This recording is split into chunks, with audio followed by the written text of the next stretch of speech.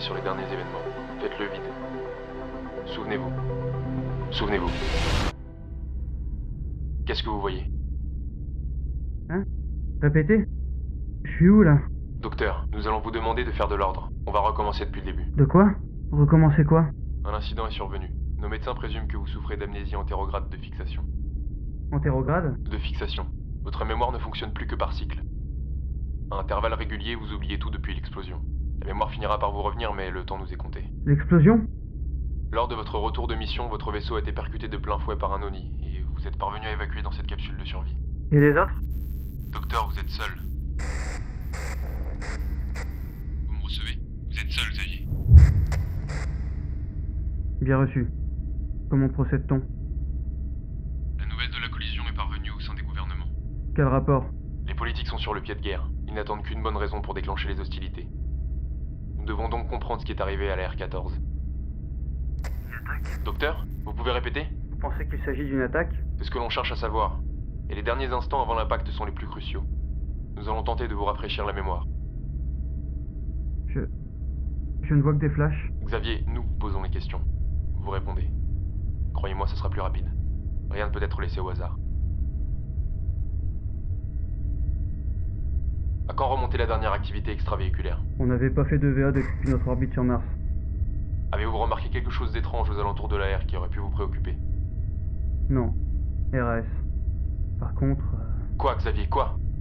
nous avons perdu l'hyperfréquence après notre mise en orbite géostationnaire. Nous avons cru que c'était dû à notre approche de la thermosphère. Vous n'aviez donc plus de sonar? Non. On a navigué à vue pendant 2-3 minutes, je dirais. Mais après c'est flou. Restez calme. On avance bien, Xavier. Ne nous lâchez pas maintenant. Vous souvenez-vous à quel poste se trouvait chaque membre de l'équipage avant l'impact? Non. Tout ce que je sais, c'est que j'étais dans le module C, juste à côté du poste de pilotage secondaire. Quelle était votre dernière position? Tentez d'être le plus exact possible. 500. Peut-être 600 km de la thermosphère. Peut-être? Vous êtes drôle, bordel, je fais ce que je peux, là. Reprenez-vous, Xavier. Vous avez dit précédemment que le commandant avait mis le vaisseau en rotation, vous confirmez? Je confirme.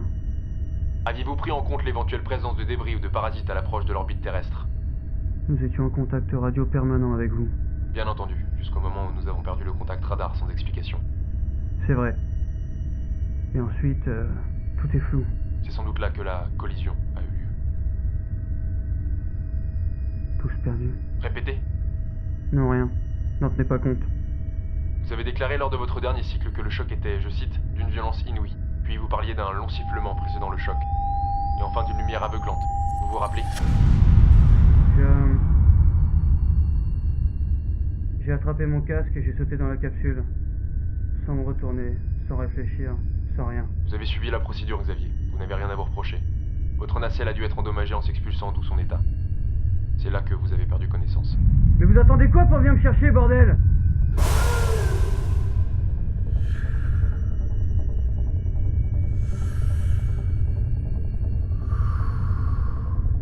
Le temps nous est compté, Xavier.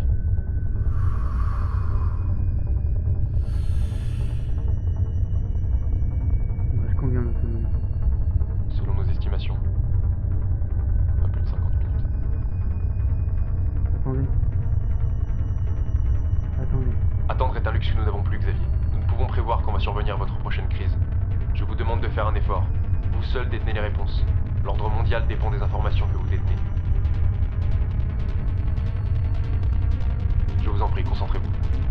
Essayez de vous focaliser sur les derniers événements. Faites le vide. Souvenez-vous.